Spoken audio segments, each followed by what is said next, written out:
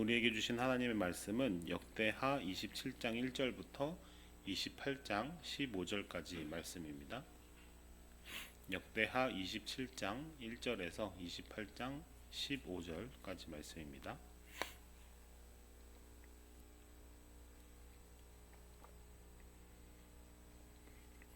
네, 이 생명의 말씀을 함께 교독하시겠습니다.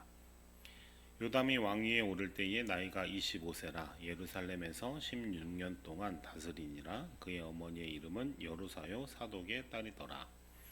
요담이 그의 아버지 우시아의 모든 행위대로 여호와 보시기에 정직하게 행하였으나 여호와의 성전에는 들어가지 아니하였고 백성은 여전히 부패하였더라. 그가 여호와의 전 윗문을 건축하고 또 오벨 성벽을 많이 증축하고 유다 산중의 성읍들을 건축하며 망무대를 건축하고 암몬 자손의 왕과 더불어 싸워 그들을 이겼더니 그 해에 암몬 자손이 은 100달란트와 밀 만고르와 보리 만고르를 바쳤고 제2년과 제3년에도 암몬 자손이 그와 같이 바쳤더라. 정정 강하여졌더라.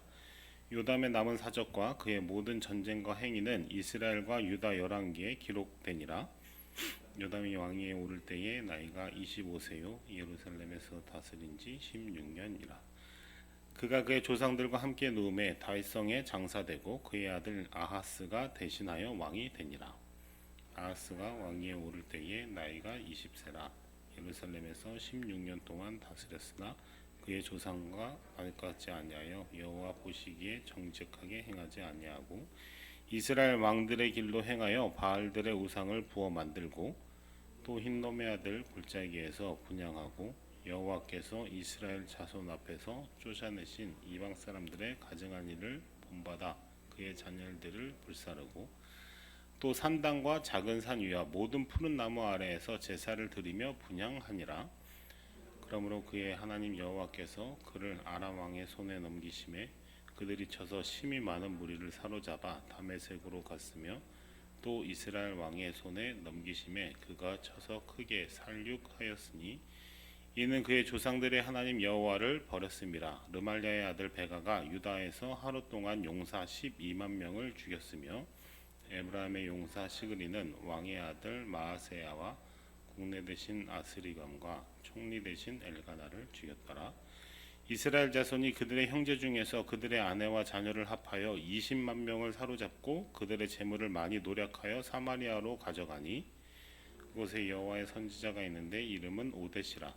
그가 사마리아로 돌아오는 군대를 영접하고 그들에게 이르되 너희 조상의 하나님 여호와께서 유다에게 진노하셨으므로 너희 손에 넘기셨거늘 너희의 노기가 충천하여 살육하고 이제 너희가 또 유다와 예루살렘 백성들을 압제하여 노예로 삼고자 생각하는도다. 그러나 너희는 너희의 하나님 여호와께 범죄함이 없느냐? 그런즉 너희는 내 말을 듣고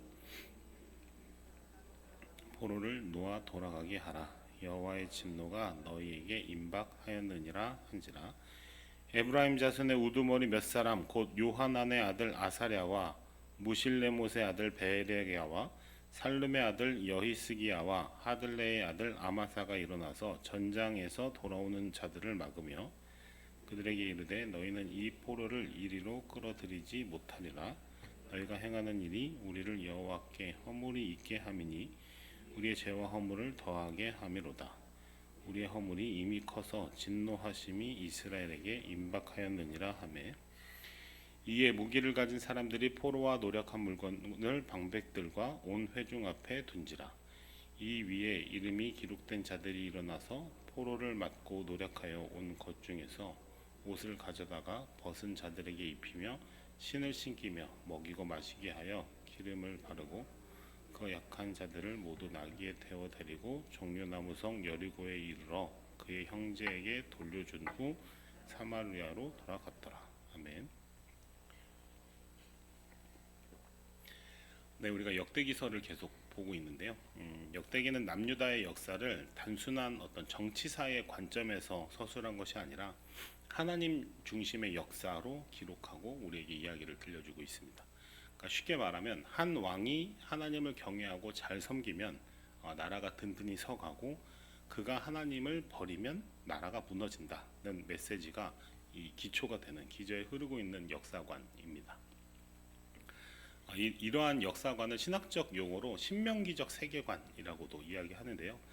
신명기 28장의 내용을 기초로 해서 하나님 말씀에 순종하면 복을 받고 불순종하면 벌을 받는다 라는 이 인과응보적 관점을 기준으로 역사를 해석하는 방식이다라고 볼 수 있습니다. 오늘 본문은 남유다의 11대 왕인 요담과 그의 아들이자 12대 왕인 아하스의 통치 기사를 담고 있는데, 이 본문의 요담과 아하스의 이야기는 이 신명기적 세계관의 원리를 선명하게 보여주는 대표적인 대조라고 볼 수도 있을 것 같아요. 오늘은 요담과 아하스를 통해서 하나님의 인도하심을 받는 바른 신앙의 길을 살펴본과 동시에 이 인과응보적 세계관이 오늘날 우리에게도 그대로 적용될 수 있을지, 만약 그러기 어렵다면 또 그 한계점은 무엇일지를 한번 살펴보고 싶습니다. 먼저 요담 왕에 대해서 좀 살펴보고 싶은데요. 역대하 27장 2절을 한번 같이 읽어보도록 하겠습니다. 27장 2절입니다. 시작. 요담이 그의 아버지 우시아의 모든 행위대로 여호와 보시기에 정직하게 행하였으나 여호와의 성전에는 들어가지 아니하였고 백성은 여전히 부패하였더라.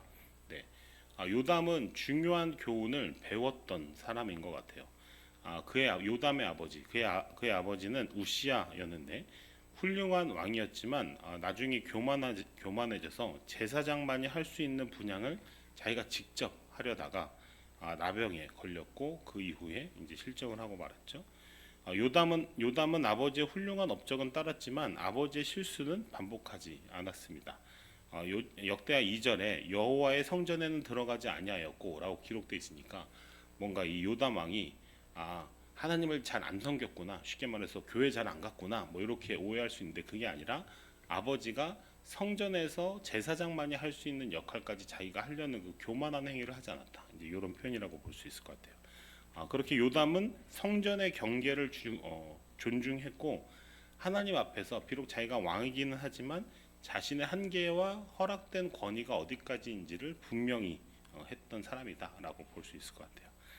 그러한 결과가 바로 이 5절과 6절에 기록되어 있는 것과 같은데, 제가 읽어드릴게요. 암몬 자손의 왕과 더불어 그들을 싸워 그들을 이겼더니 그 해에 암몬 자손이 은 100달란트와 밀 만고르와 보리 만고르를 바쳤고 제2년과 3년에도 암몬 자손이 그와 같이 바쳤더라. 요담이 그의 하나님 여호와 앞에서 바른 길을 걸었으므로 점점 강하여졌더라. 네, 그렇죠? 하나님을 잘 섬기니까 나라가 잘 되고 자기도 잘 되는 그런 모습이 드러나고 있습니다. 주목할 만한 점은 6절에 점점 강하여졌다라는 표현인데, 이것은 뭐 하룻밤 사이에 어떤 기적적으로 짠 하고 뭐가 잘 풀렸다 이런 의미가 아니고, 하나님 앞에 바로 서는 삶이 지속될 때 내면의 힘이 쌓이고 삶의 기초가 단단해진다라는 의미로 볼 수 있을 것 같아요.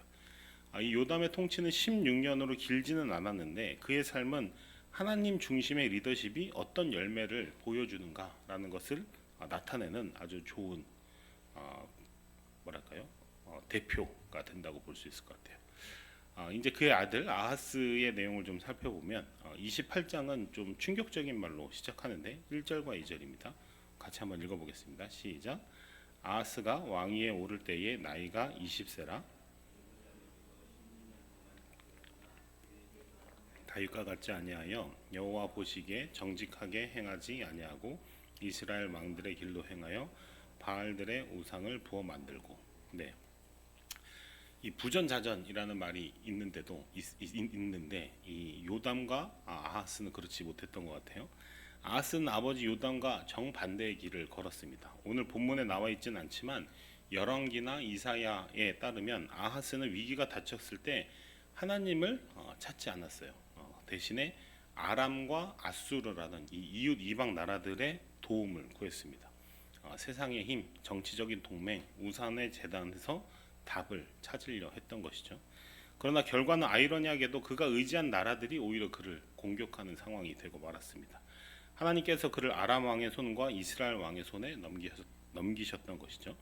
28장 5절 6절은 참혹한 패배를 기록하고 있는데 하루에 12만 명이 죽었고 수많은 백성이 이 포로로 잡혀가게 됩니다.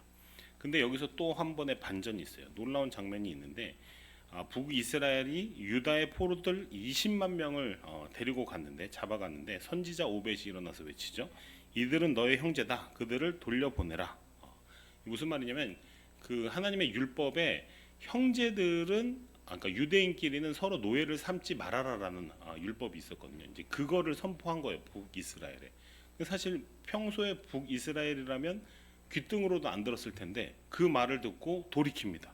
그러니까 북이스라엘의 지도자들이 포로들에게 먹을 것을 주고 입을 것을 주고 상처를 싸매서 마지막에 28장 우리가 오늘 읽은 15절 마지막에 여리고에 두고 돌아갔다 이렇게 돼 있잖아요. 여리고가 이제 북이스라엘과 남유다의 경계에 속하는 남유다 쪽 지역이라고 보시면 되거든요. 그러니까 포로를 데리고 갔다가 친히 그들의 고향까지 이렇게 먹이고 입히고 싸매어서 보내주고 다시 돌아갔다는 말이에요. 상당히 놀라운 장면이죠. 이게 무엇을 의미할까요? 남유다가 말을 안 들으니까 하나님이 북이스라엘을 다시 택했다 뭐 이런 걸까요? 그렇지는 않고 심판 가운데서도 하나님의 긍휼은 여전히 남아있다라는 것을 보여줍니다. 아하스의 실정으로 하나님이 남유다를 벌하고 계시기는 하지만 그럼에도 불구하고 여전히 그 은혜와 자비가 흐르고 있다라는 걸 볼 수 있죠. 하나님의 징계는 그 대상을 완전히 파멸하거나 망가뜨리기 위한 것이 아니에요. 너 내 말 안 들었어? 하고 분노하면서 그냥 마구잡이로 폭력을 행사하는 그런 하나님이 아니라는 것이죠. 언제나 그가 돌아오고 회개해서 다시 하나님을 찾기를 바라는 마음의 일종의 훈계다라고 볼 수 있을 것 같아요. 그런데 여기까지 우리가 이야기를 나누고 좀 곰곰이 생각해 보면 한 가지 좀 의문이 드는 지점이 있을 수 있을 것 같은데 그게 뭐냐면 이 역대기는 왕의 신앙과 나라의 흥망성쇠를 직접적으로 연결한다라고 말씀드렸잖아요. 그게 이제 신명기적 세계관의 기초라고도 말씀드렸는데 순종하면 형통하고 불순종하면 소위 망한다. 그러니까 이제 신명기적 사관에 입각한 명확한 이 인과관계를 보여주고 있어요.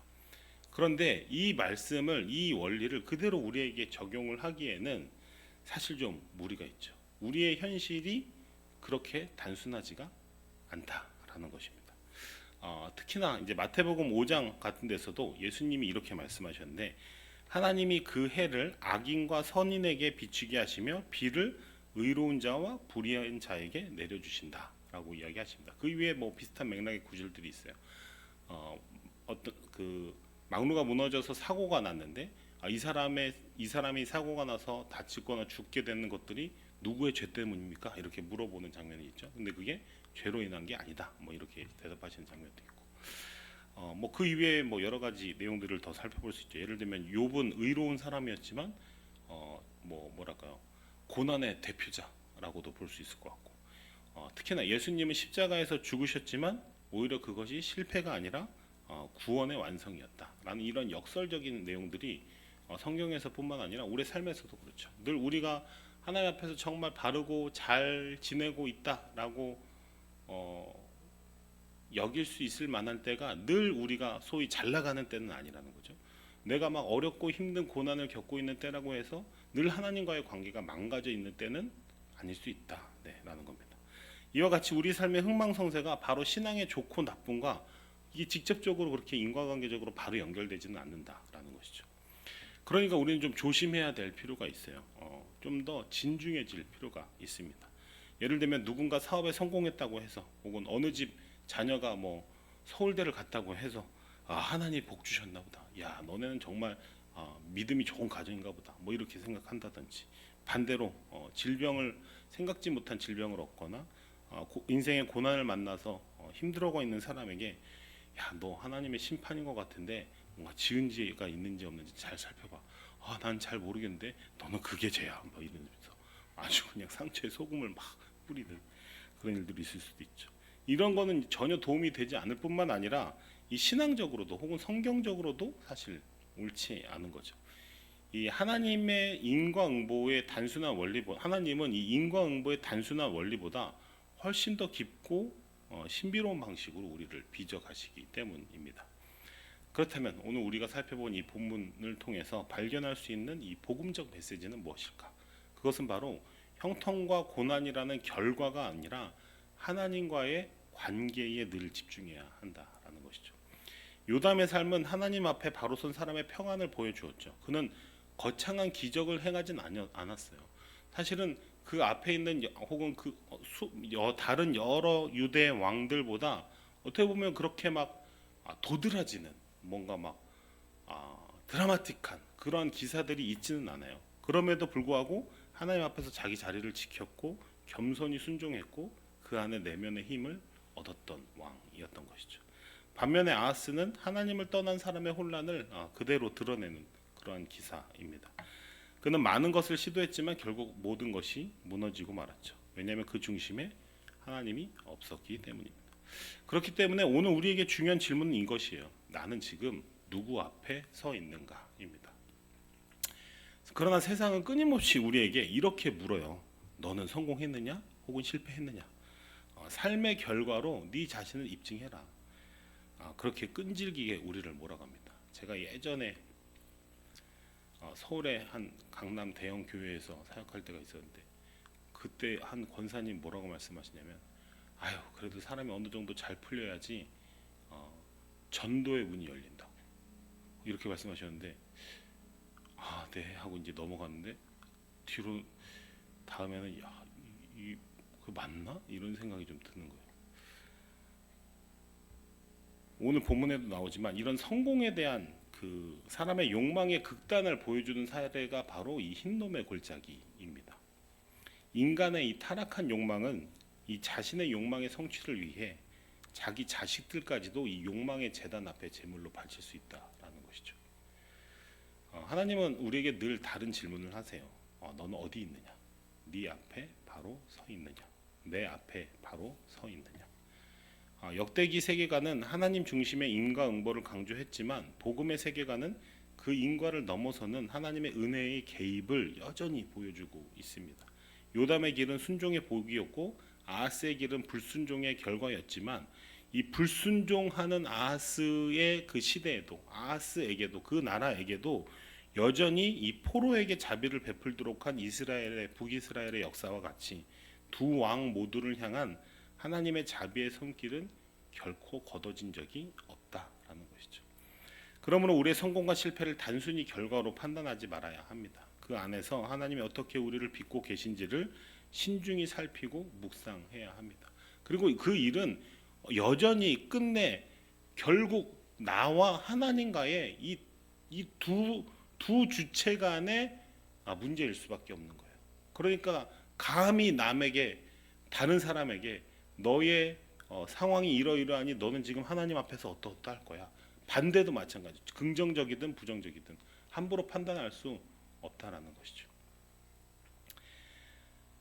말씀을 맺겠습니다. 요담처럼 하나님 앞에서 우리의 위치를 바로 세우시길 바랍니다.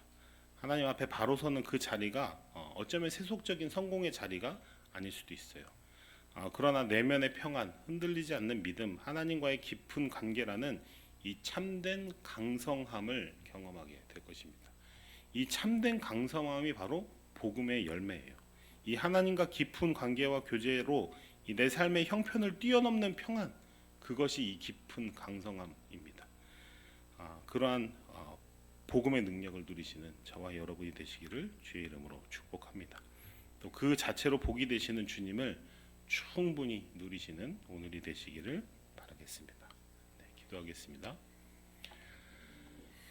역사를 주관하시는 하나님 아버지, 오늘 요담과 아하스의 삶을 통해서 주님 바로 앞에 서는 것이 얼마나 중요한지를 깨닫게 해주셔서 감사합니다. 주님, 세상이 묻는 성공과 실패의 이 결과에 따른 질문이 아니라 인과에 따른 질문이 아니라 내가 주님 앞에 바로 서 있는가라는 이 믿음의 질문 앞에 날마다 설 수 있도록 인도하여 주십시오.